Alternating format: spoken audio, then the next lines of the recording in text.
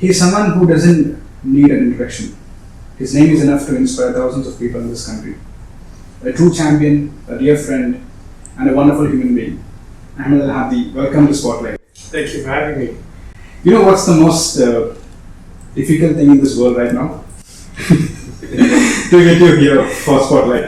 I know it is a challenge. We have been chasing for months now. It's just been very hectic, but hectic in a good way. Especially after the results we had at Spa in Belgium, and I remember that's when you first came to contact us. Yeah. But thank you so much. Finally, we are here at your beautiful office. I just want to start asking, how do you basically handle, pressure? Pressure is a very interesting word. It means a lot, and has different meanings to different people, different situations as well. But for us as racing drivers, we face pressure and challenges on and off a racetrack as well. So what we face outside the track is completely different from during the race weekend. And especially, going into the last race of the season in Barcelona, making sure that we're trying to complete the championship and achieve the results. That's a lot of pressure there on its own. But we've been in the sport for many years, and we've understood the racecraft. We've understood how to deal with these scenarios. And when things are, as long as things are within your control, you try and approach it in the correct and right manner. So that's very important as well. So to answer you, I think with experience, you end up understanding how to handle that, and to make sure that you take that negativity, if it does exist, and try and make it into a positive way of looking at things. Something I always wanted to ask you quite a long time. What goes inside your mind when you're sitting inside the cockpit? It's something that we tend not to think about. Once we go into the car and once we start getting ready to race, and once the lights go off and we start racing, we're in this tunnel vision. We're in a place very difficult to describe, and actually very difficult to try and step in and out of. It's total concentration, it's man and machine, it's listening to sounds that usually you never listen to or tend to listen to because of the engine and the track and the competitors around you, but at the same time being in touch with the team. The strategists are out there also working with you. So it's very, very difficult to describe that state of mind or how things are. But you have to understand that this is not someone sitting behind a desk at the office looking at a computer. He's out there on the racetrack, traveling hundreds of kilometers per hour, competing against 70 of the top cars around the world with different drivers from different parts of the world, very competitive, and trying to do a great job. And a great job is actually a perfect job when you end up standing on the top step of the podium. These all combine one another to having an amazing state of mind. Driver, team, engineers, mechanics, we all have to be in that zone. One or two can't fall out of that zone. And then when you multiply it with a 24-hour race, how do you put yourself in and out of that? You can't stay for 24 hours at that level. That is draining, it's challenging, it's mental fatigue. So it's about stepping in and stepping out. And I think we've got the right support, the right people around us that help us achieve that as well. So how do you keep yourself calm? Because I've always seen you outside the track as a very calm and composed person. So while inside, how do you all that's happening around? Yeah, of course. I'm not always calm. My team can vouch for me on that. When they've heard the radio comments, we try and keep them very confidential. You can't always be as calm as you would like to, and sometimes you don't want to be that calm because you want that aggressiveness, you want that challenge, you want that that special factor come out and be able to push as well. So I think it is a very thin and fine line between calm, competitiveness, over the edge, and in endurance racing over the years, again, I keep coming back and talking about a past experience. In this sport, it's all about that. True. And it comes with experience as well. For sure. Yeah. Looking back, as we just said, 13 years, 2006 it started off. Looking back, how do you see it all?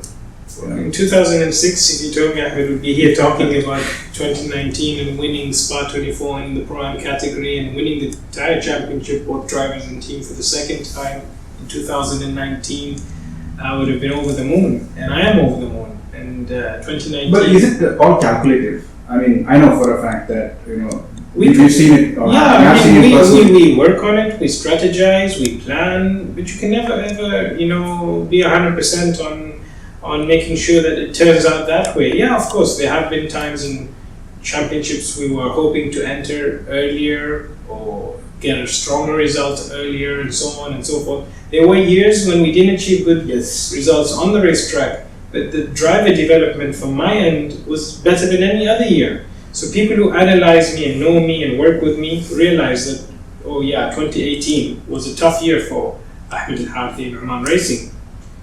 But it was a positive year because we actually developed so much, and that showed when we came in 2019 with a new car, with a beautiful setup, 5 races, 5 podiums, That's a bigger achievement. It's never been achieved before. But, again, looking back at those years, I've seen personally the struggles, the success that came in, and halfway through, you wanted to change the track as it is. So, at some point during then, did you actually want to give up? Because everyone goes through that stage. Yeah, I know. I mean, if you look at my career and you look back at it, and you see, never at the point of time did we ever leave a championship we've decided to commit 100% to. And these are very important traits for racing drivers, and especially the ones who are coming through now. It's very important that they don't go into the championship and then, because things are not going their way, they just start to pull out of the championship and try and find another championship to go and compete in. For me, it was about getting as much as I could knowledge, foundation from these championships. Now, the reason we chose these championships when we first started racing, because they were development championships, driver development and understanding. And if we were to run away from the development, we would have never developed. And I think that was one reason why, if you analyze my career, you would see that I've done 3 years in Formula Renault. Yes. I've done 3 years in Porsche Carrera Cup Great Britain. And then from then onwards, I've been in the endurance championships and I've been competing since. And why is there no 3 years? It's because we're now at the highest level of endurance racing in GT3. And for us to improve, every year we have to improve. And that's why we're still here, because if you look out there, what other championships are there that can give us this level of competitiveness and professionalism? How do you define success?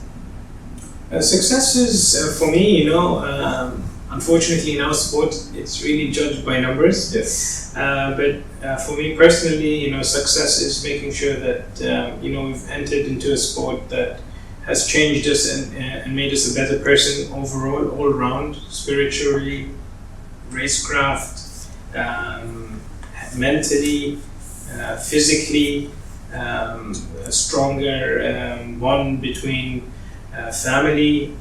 So that is success. Success is not just about podiums, fastest laps, and so on.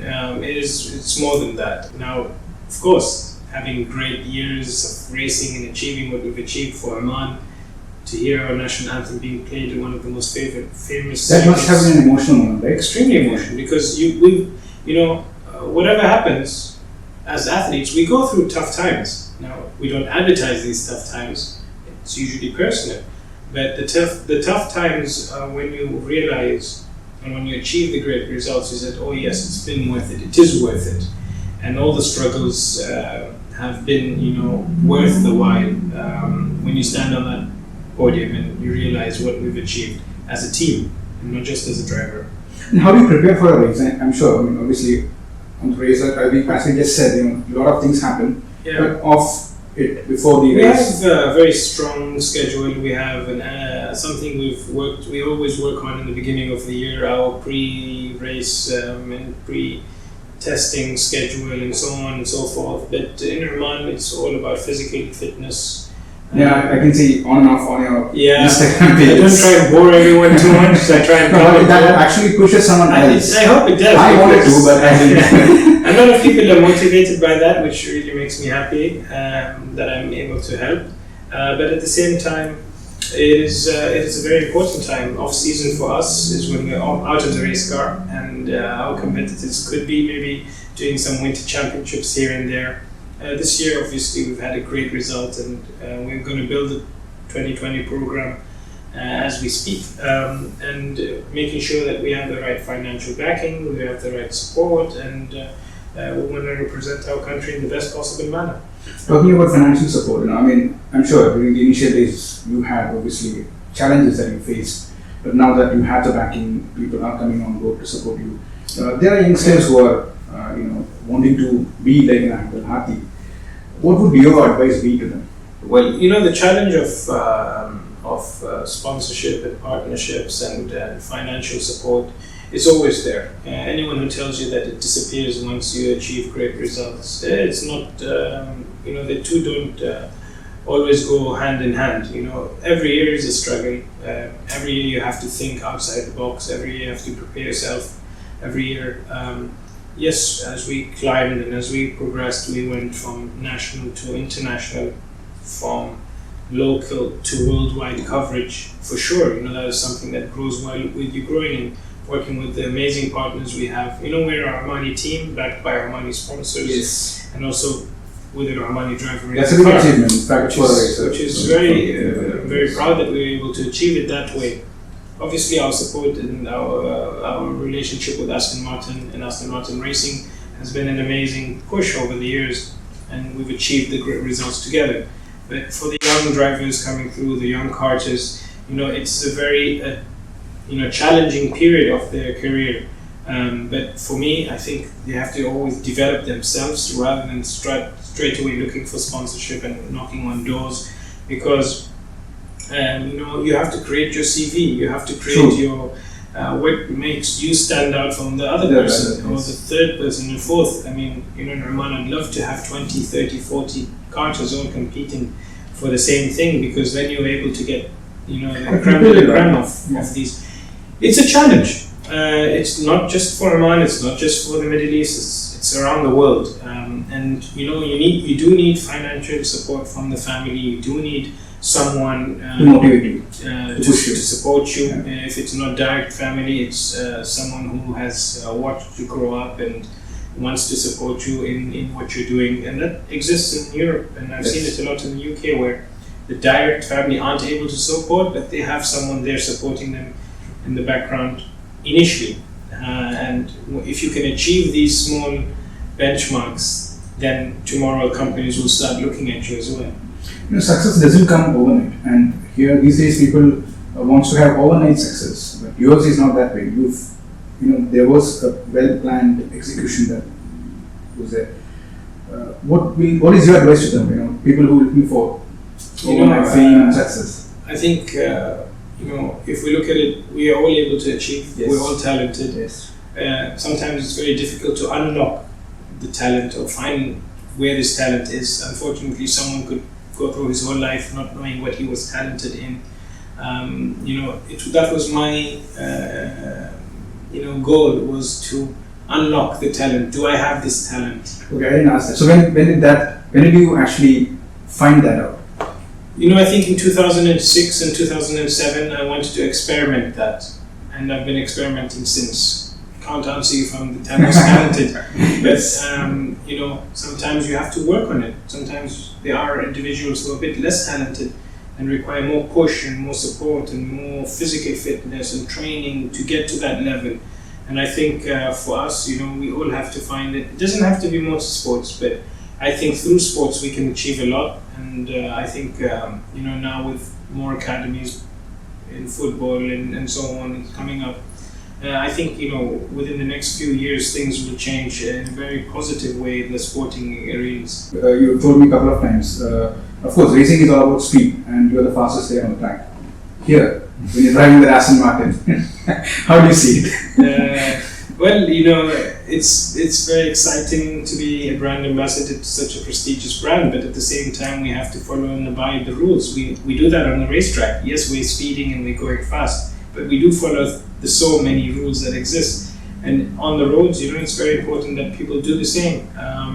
I am not the same 17-year-old I was before, driving the roads, speeding on the roads. Now I try and make sure that I take that knowledge I've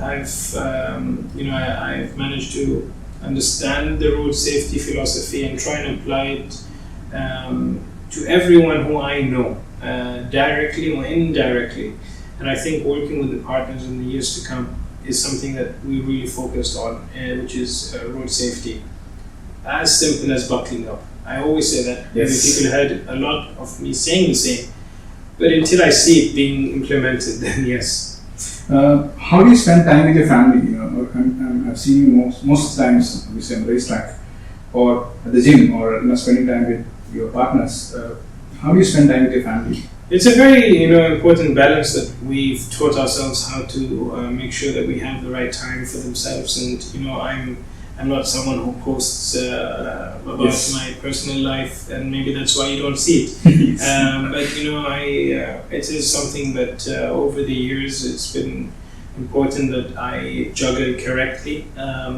And I think of course I'd like to spend more time, but with all the traveling and from race to race weekend, I make sure that it is well balanced, because it should always be fair for both the racing side of things and also the personal sides of me.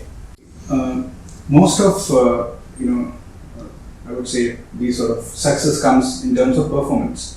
We were just talking about finance, money part of it.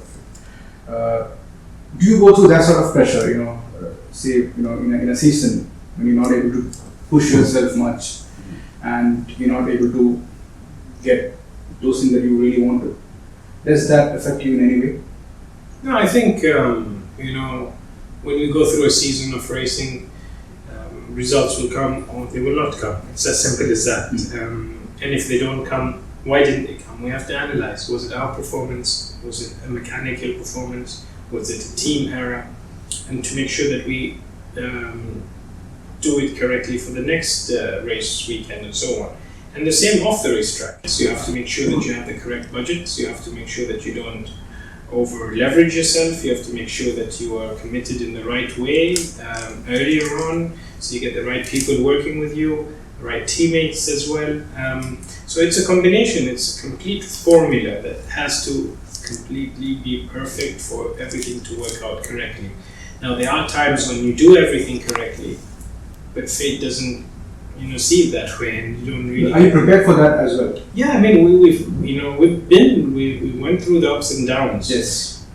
We've been there when a certain partner all of a sudden is forced pulls out of the program a month or two before we're actually going to launch the program. So these cases, of course, and it happens to everybody too. But that didn't stop you from. We won 2019. Yes. That was the year it happened. Okay. So that's how we respond. Okay. And I think it's not. I think that's because obviously they also evaluate the performance in terms of. That wasn't a performance evaluation reason for them to pull out. Okay. It was something completely different. I'm sure they must be regretting it now. I put myself in everybody's shoes, and I understand times. I think things could have been done in a different way that will be a bit more gentle on the whole program.